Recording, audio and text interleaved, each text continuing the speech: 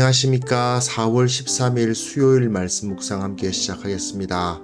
고난주간 의미있게 보내고 계신지 모르겠습니다. 주님의 고난을 묵상하시고 무엇보다 우리에게 베풀어 주신 그 구원의 은혜, 그 사랑을 우리가 충만히 받아 누리는 오늘 하루가 되시기를 간절히 기도합니다. 오늘 본문은 시편 135편입니다. 135편 1절부터 21절까지를 다 다루게 되는데요. 이 노래를 통해서 우리가 진정으로 가치 있게 생각해야 될 것이 무엇인지를 확인하고, 그리고 주님을 온전히 섬기기 위해서 우리가 정말 관심을 가져야 될 것, 그리고 우리의 마음과 생각과 힘을 다해야 될 것이 무엇인지를 확인할 수 있었으면 좋겠습니다. 그럼 함께 말씀을 보겠습니다. 할렐루야. 여호와의 이름을 찬송하라. 여호와의 종들아 찬송하라. 여호와의 집, 우리 여호와의 성전, 곧 우리 하나님의 성전 뜰에 서 있는 너희여, 여호와를 찬송하라.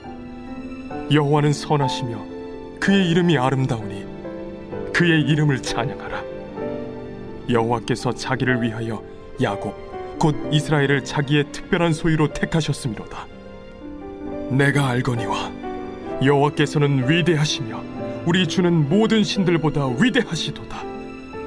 여호와께서 그가 기뻐하시는 모든 일을 천지와 바다와 모든 깊은 데서 다 행하셨도다. 안개를 땅끝에서 일으키시며 비를 위하여 번개를 만드시며 바람을 그 곳간에서 내시는도다. 그가 애굽의 처음 난 자를 사람부터 짐승까지 치셨도다. 애굽이여, 여호와께서 내게 행한 표적들과 징조들을 바로와 그의 모든 신하들에게 보내셨도다. 그가 많은 나라를 치시고 강한 왕들을 죽이셨나니 곧 아모리인의 왕 시혼과 바산 왕 옥과 가나안의 모든 국왕이로다. 그들의 땅을 기업으로 주시되 자기 백성 이스라엘에게 기업으로 주셨도다. 여호와여, 주의 이름이 영원하시니이다. 여호와여, 주를 기념함이 대대에 이르리이다. 여호와께서 자기 백성을 판단하시며 그의 종들로 말미암아 위로를 받으시리로다. 열국의 우상은 은금이요 사람의 손으로 만든 것이라 입이 있어도 말하지 못하며 눈이 있어도 보지 못하며 귀가 있어도 듣지 못하며 그들의 입에는 아무 호흡도 없나니 그것을 만든 자와 그것을 의지하는 자가 다 그것과 같으리로다. 이스라엘 족속아, 여호와를 송축하라. 아론의 족속아, 여호와를 송축하라.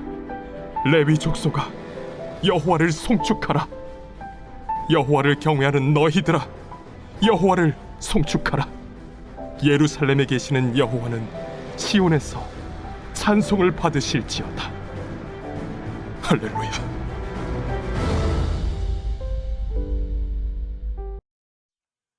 이 최근에 들어서 인간의 정체성이란 것이 무엇인가에 대한 관심이 늘어나고 있다고 생각이 됩니다. 예전에는 세상 일들이 그냥 돈을 중심으로 서로 간의 경제적 이해관계를 통해서 모든 것이 이루어진다고 생각하는 경우가 많았는데요. 그런데 최근에 들어서 사람은 결코 그런 식으로만 움직이지는 않는다. 국가도 마찬가지다. 국가가 단순히 어느 나라와 경제적 이해관계만으로 서로 관계를 맺고 끊는 것이 아니고 역사를 따지게 되고 우리가 어떤 나라인가, 우리는 어떤 민족인가를 생각하게 된다는 것을 확인해 갈 수 있는 것 같습니다. 자, 그런데 우리가 누구인가, 내가 누구인가, 이런 것은요, 사실은 우리의 기억에 관련되어 있는 문제입니다. 사람이 만약에 기억을 잃는다면 자기가 누구인지조차 알 수가 없을 겁니다.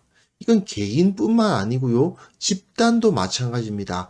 역사를 잃어버린 집단은 결국 자기들이 어떤 존재인지를 알 수가 없게 되죠. 그렇기 때문에 이스라엘은 끊임없이 우리는 하나님의 백성이다라는 것을 강조하기 위해서 하나님께서 우리에게 이런 일을 행하셨다라는 것을 반복해서 그 후대에게 가르쳐요.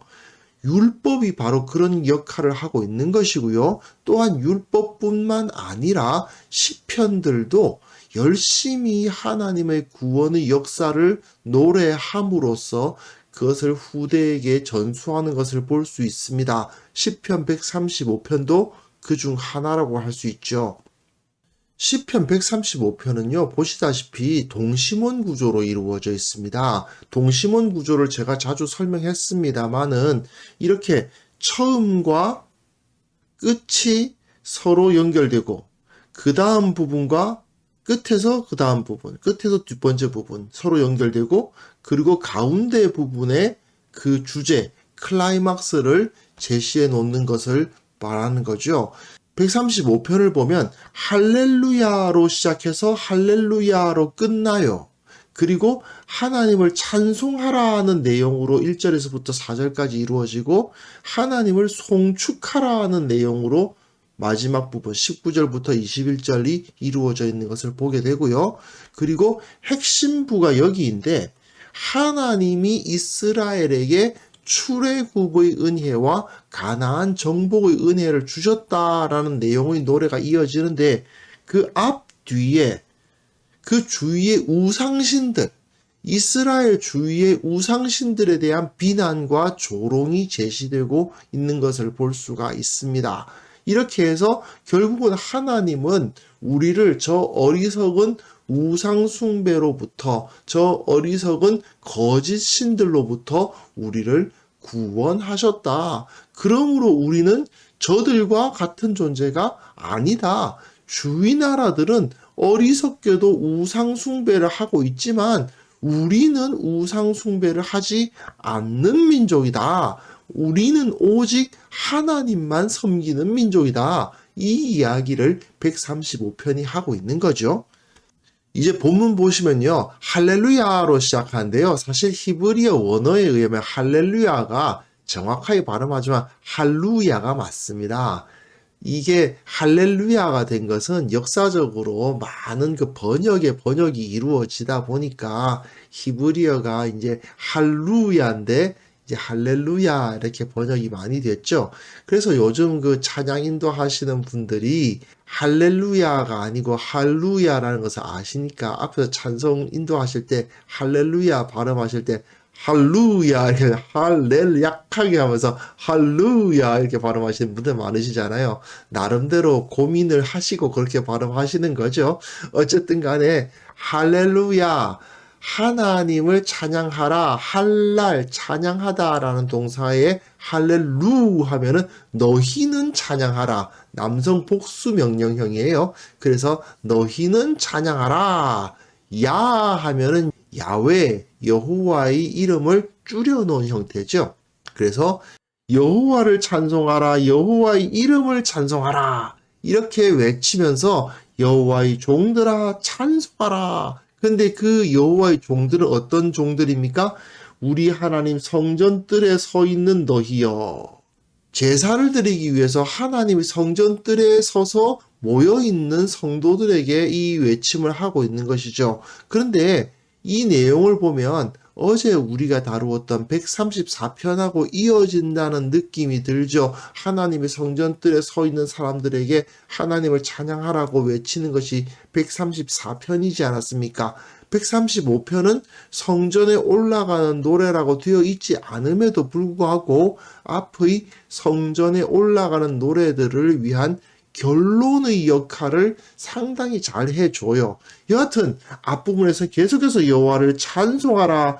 여호와는 선하시고 그의 이름이 아름다우니 그의 이름을 찬양하라. 찬송하라. 찬양하라. 그런 외침을 하면서 하나님이 여호와께서 자기를 위해서 야곱 곧 이스라엘을 자기의 특별한 소유로 택하셨다라는 외침을 주고 있습니다.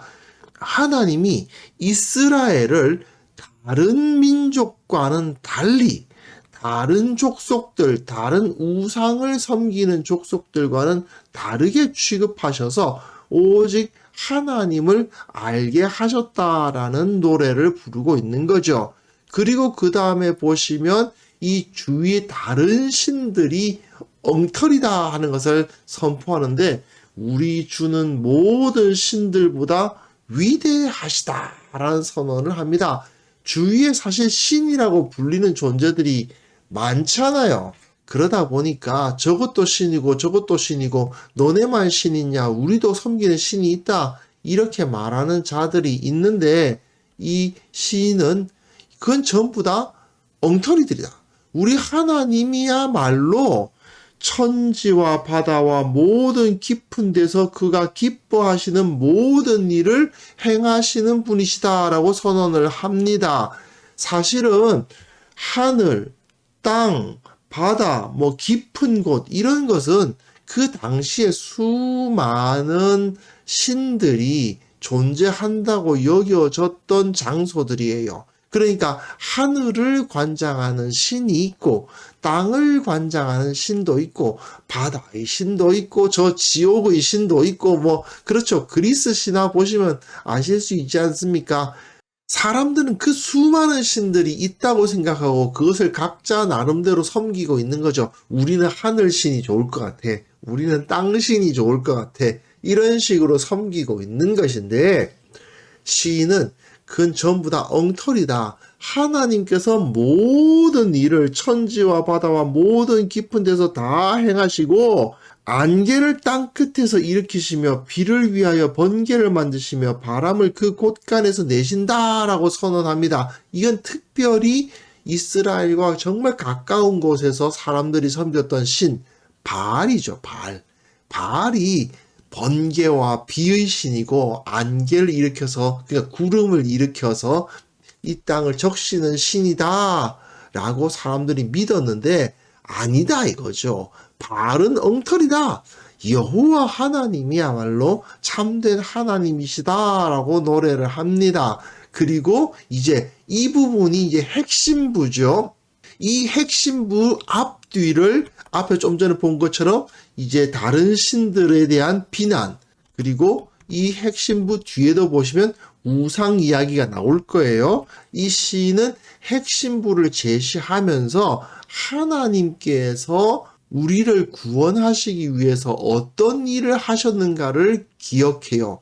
바로 출애굽과 가나안 정복이죠. 애굽에 처음 난 자를 사람부터 짐승까지 치셨고, 애굽이여 여호와께서 내게 행한 표적들과 징조들을 바로와 그의 모든 신하들에게 보내셨도다. 그렇죠. 애굽에서 그 장자를 다 죽이시고 이스라엘을 나오게 하셨지 않습니까? 그 10가지 재앙들을 내리셨잖아요. 그것을 여기서 노래하고 있는 것이고요. 10절부터는 그가 많은 나라를 치시고 강한 왕들을 죽이셨다. 아모리의 왕 시온, 바산 왕 옥, 가나안의 모든 왕들을 하나님께서 죽이시고 그들의 땅을 기업으로 주시되 자기 백성에게 주셨다. 자기 백성 이스라엘에게 기업으로 주셨다라고 이야기하죠. 그러니까 여기서는 출애굽, 여기서는 가나안 정복, 이것을 통해서 하나님께서 우리를 특별한 민족으로 삼으셨고 하나님의 특별한 소유로 세워주셨다라고 노래하는 것입니다. 그래서 여호와여 주의 이름이 영원하십니다. 여호와여 주의를 기념함이 대대에 이릅니다. 여호와께서 자기 백성을 판단하시며 다스리신다는 이야기죠. 그의 종들로 말미암아 위로를 받으시리로다. 그래서 이렇게 시인은 영원하신 하나님, 하나님의 이름을 기억한다는 이야기죠. 그리고 또한 지금도 하나님께서 우리를 다스리고 계시고 그의 종들로 말미암아 우리들을 통해서 위로를 받으신다. 기쁨을 얻으신다. 우리의 예배를, 우리의 제사를 기뻐하신다라고 노래하는 것입니다. 이렇게 하나님과 그 종 이스라엘이 영적인 관계 가운데 놓여져 있다. 그렇게 긴밀하게 연결되어 있다라고 노래하는 거죠. 그래서 우리는 저들과는 다르다.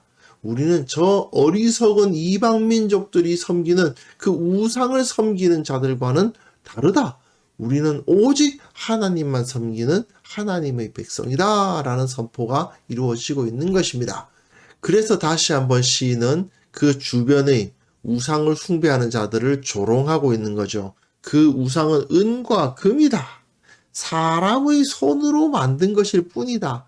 입이 있어도 말 못하고 눈이 있어도 보지도 못한다. 귀가 있어도 못 듣는다. 입에는 아무 호흡도 없다. 죽은 거다. 무생물이다. 아무것도 아니다. 라고 노래를 부르고, 이게 중요하죠. 그것을 만든 자와 그것을 의지하는 자, 우상을 만들고 우상을 숭배하는 자가 다 그것과 같으리로다. 무슨 소리입니까? 죽는다는 이야기입니다.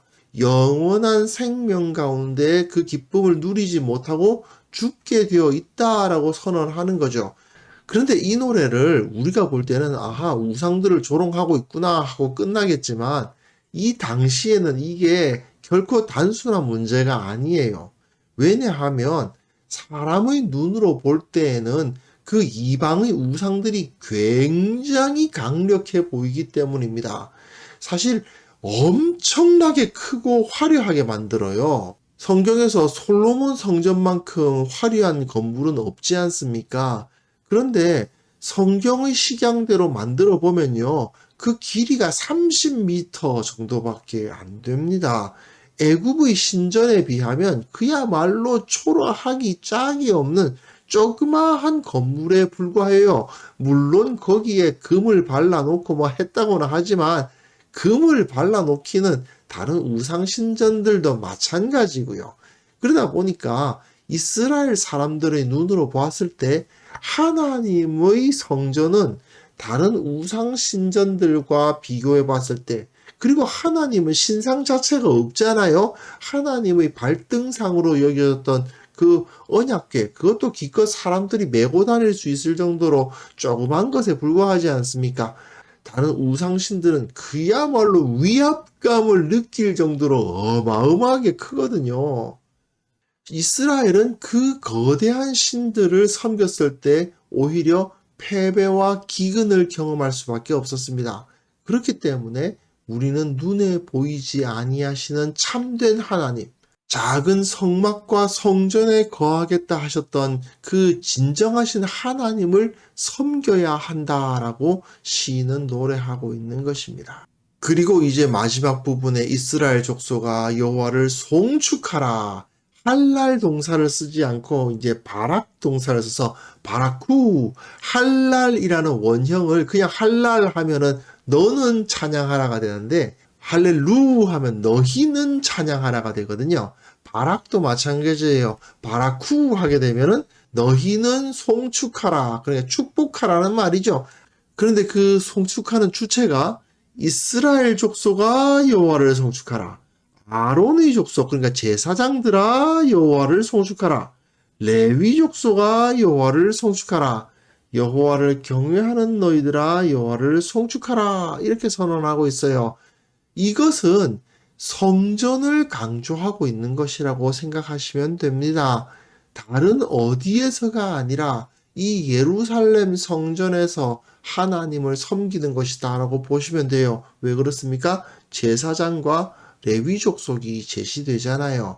성전에 모여있는 그 제사장 그리고 레위 족속들이 하나님을 섬기는 사람들이라는 사실을 인정하면서 온전히 그 성전, 그 하나님의 이름이 놓여져 있는 그 자리, 그러니까 예루살렘에 계시는 여호와는 시온에서 찬송을 받으실지어다 라고 되어 있죠. 그 예루살렘 성전이 영원히 하나님을 높이는 자리가 될 것이다 라는 내용으로 이 노래가 맞춰지고 있는 것입니다.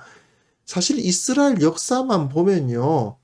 솔로몬이 성전 지은 다음에 죽고 나서 르호보암 때 왕국이 분열되잖아요.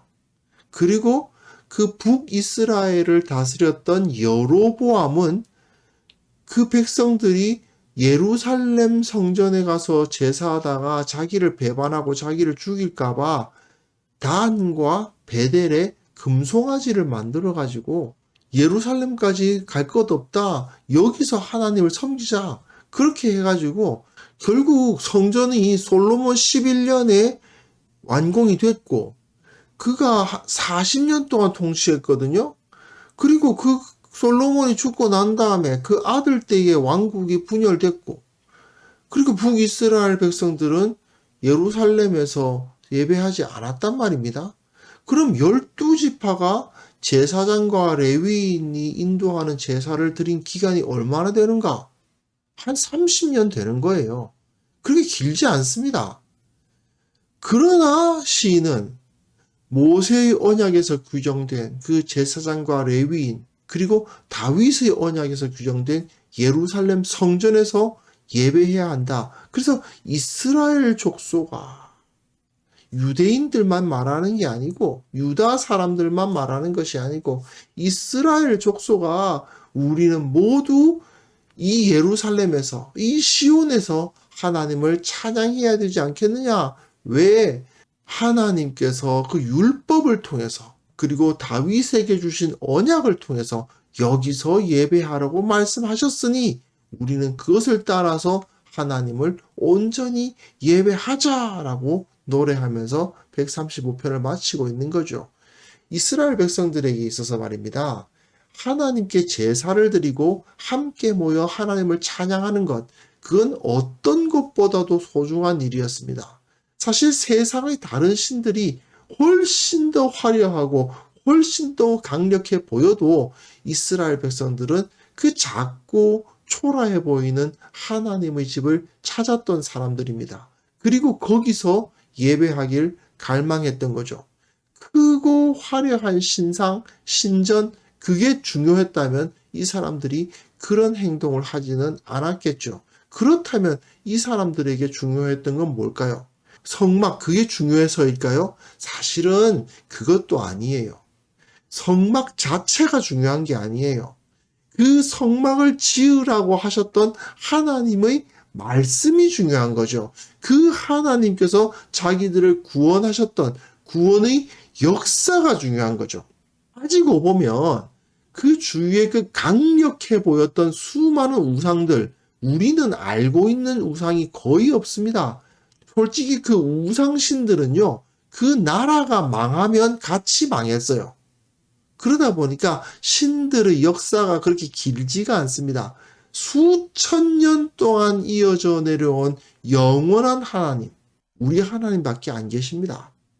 그 하나님께서 지금 우리의 예배를 받으시는 겁니다. 현대에도 어리석은 인간들은 화려함과 웅장함을 추구하는 경향이 있죠. 그러니까 막 번쩍번쩍한 동상을 짓고, 그 북쪽에 있는 저 김부자들이 그렇게 하잖아요. 참 어리석기 짝이 없죠. 답답합니다. 뭐 기념관 짓고 그런 식으로 숭배를 하는데 생명이 없잖아요. 우리는 하나님을 섬기는 지혜로운 사람들 아닙니까? 그렇기 때문에 우리는 하나님께서 행하신 그 역사, 구원의 역사를 기억하는 사람들이 되어야 되는 거죠. 과연 우리가 이처럼 하나님을 온전히 섬기고 그 말씀 위에서 바른 모습으로 예배하는 예배자의 태도를 갖추고 있는지를 돌아볼 수 있었으면 좋겠습니다.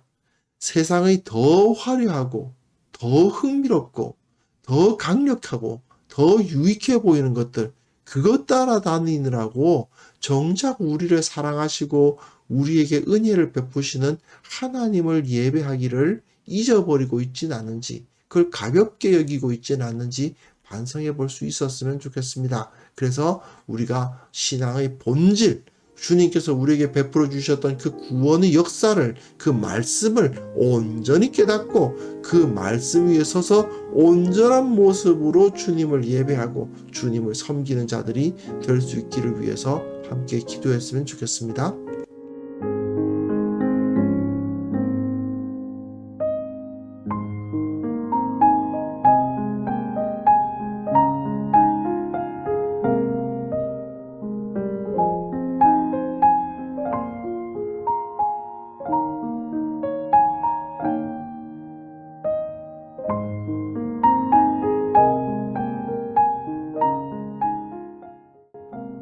하나님 아버지, 우리가 하나님의 그 구원의 역사를 기억하게 하시고 우리가 온전히 본질을 깨달아서 주님을 섬기기 위해서 무엇이 가장 중요한 것인가를 온전히 깨달아서 말씀 위에, 진리 위에 올바로 서서 올바로 하나님을 섬기고 예배하는 자가 될 수 있도록 도와주시기를 원합니다. 특별히 우리가 섬기는 교회가 엉뚱한 것을 추구하지 아니하고 온전한 하나님의 영광에 집중하고 이 세상 가운데에 서서 이 세상 사람들과는 다른 그 영광, 하나님의 영광, 예수 그리스도의 십자가의 영광을 드러낼 수 있도록 주께서 우리 위에 함께 하시고 성령의 은혜를 부어 주시옵소서. 교회 가운데 온전히 진리만이 설 수 있도록 주님께서 은혜 베풀어 주시기를 원하옵고 바랍니다. 주님, 특별히 우리가 지금 고난 주간을 지나고 있습니다.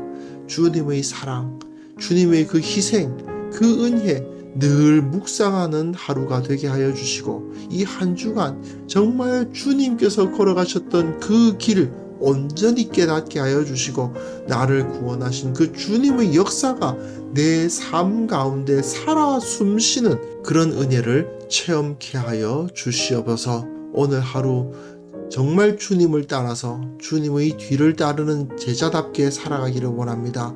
우리와 함께 하시고 감사와 찬송과 기쁨이 넘치게 하시고 주님을 따르는 것이 얼마나 귀한 것인지를 깨닫는 그런 하루가 될 수 있도록 도와주시옵소서. 우리의 모든 필요를 채우시는 주님, 우리가 주님의 그 영광을 바라보며 주님께 더 가까이 나아갈 수 있는 하루, 그 기적과도 같은 하루를 우리에게 허락하여 주옵소서. 예수님의 이름으로 기도합니다. 아멘.